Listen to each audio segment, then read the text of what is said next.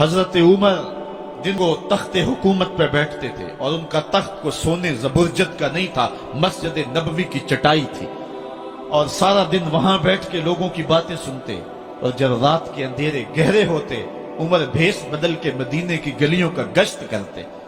کہا تمہارے گھر سے دھواں نکل رہا ہے اور بچے رو رہے ہیں، ان کو کھانا کیوں نہیں دیتی؟ کہنے لگی عمر کی جان کو رو رہی۔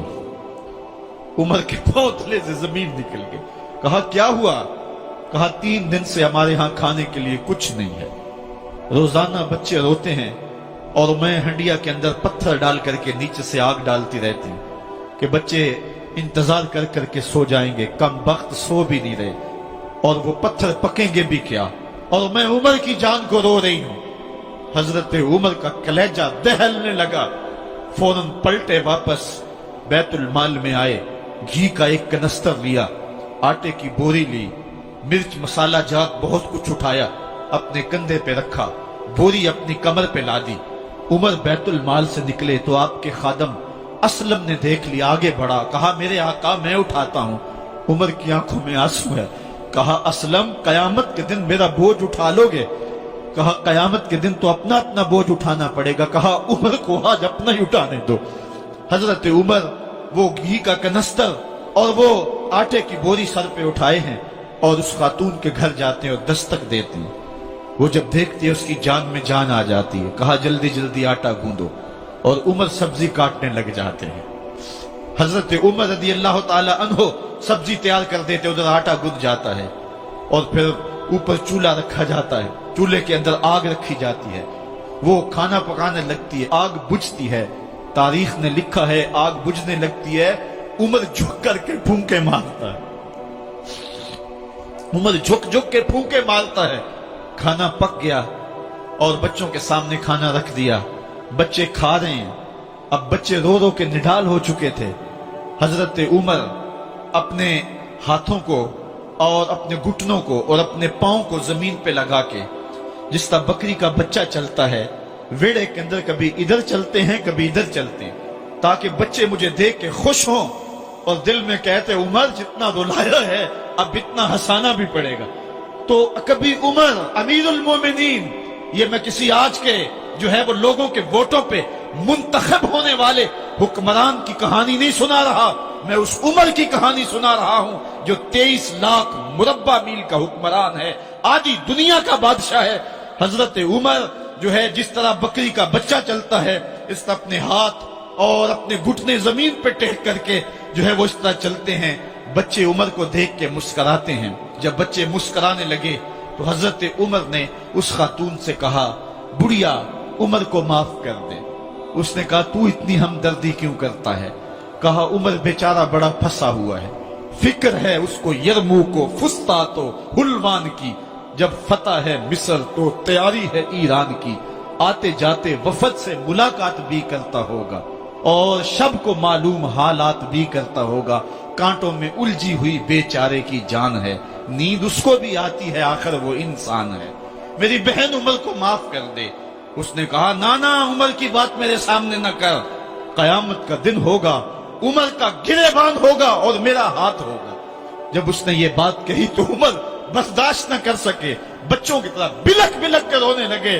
کہا وہ بد نصیب عمر تیرے سامنے ہے، آج ہی کہلا جو کہنا ہے، قیامت کے دن مجھے معاف رکھنا۔ اس نے کہا تو عمر ہے؟ کہا بد نصیب عمر تیرے سامنے کھڑا ہوں۔ میرے عمر کہتے ہیں اگر دجلہ کے کنارے ایک بکری کا بچہ بھی پیاسا مر گیا، اس کا حساب بھی عمر سے لیا جائے گا۔ حضرت عمر نکلے یروشلم میں، ایک اونٹ ہے ایک غلام ہے، کبھی وہ سوار ہوتا ہے کبھی آپ باری مقرر کی ہے۔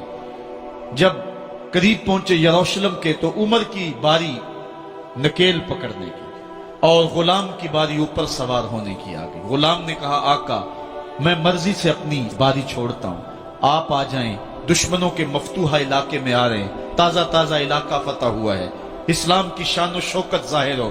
عمر نے کہا اسلام کی شان و شوکت ایسے ظاہر نہیں ہوتی ہے، اپنی باری پہ تم بیٹھو گے، اپنی باری پہ میں بیٹھوں گا۔ لوگ منتظر کھڑے ہیں، دور سے جب دیکھا کہا اس کی ہیبت سے کانپتے تھے ہم، یہ تو کوئی حبشی لگتا ہے، رنگ کالا ہے، ہونٹ موٹے ہیں، اس سے تو زیادہ حسین اس کا غلام ہے جو آگے آگے چل رہا ہے۔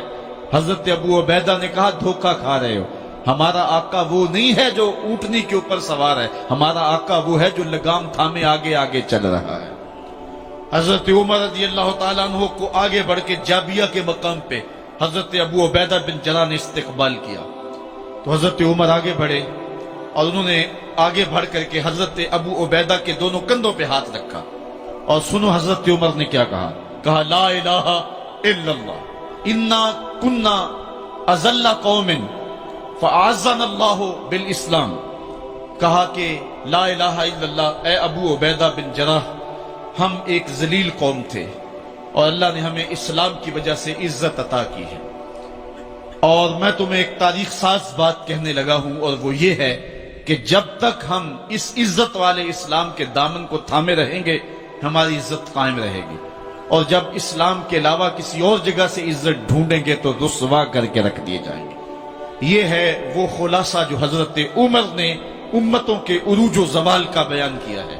اس امت کو جو خیرات ملی ہے تخت و تاج کی، وہ پینٹاگون سے نہیں ملی، وہ واشنگٹن سے نہیں ملی، وہ وائٹ ہاؤس سے نہیں ملی، وہ محمد عربی کے جوڑوں کا صدقہ ملی ہے۔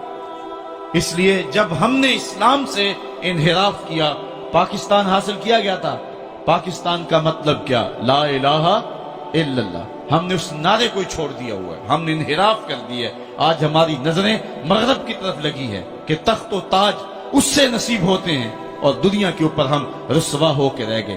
ہماری پستی، ہماری زبوحالی، ہماری ذلت کا سبب یہ ہے کہ جس جگہ سے ہمیں عزت ملی تھی ہم نے وہ مرکز ہی چھوڑ دیا ہے۔ اس مرکز حیات کو، اس مرکز زندگی کو، اس مرکز عزت کو ہم نے چھوڑ دیا ہے، اور دنیا کے اوپر ہم رسوا ہو رہے ہیں۔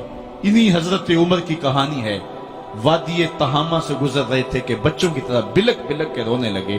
کہا عمر جوان آدمی ہو اور بچوں کی طرح بلک کے رو رہے ہو؟ کہا تم نہیں جانتے، مجھے بچپن کی کہانی یاد آ گئی۔ کہا کیا کہانی ہے؟ کہا یہی عرض تہامہ تھی، میرے باپ خطاب نے مجھے 5 اونٹ دیے تھے، کہا انہیں لائن میں کھڑا کرو سیدھا۔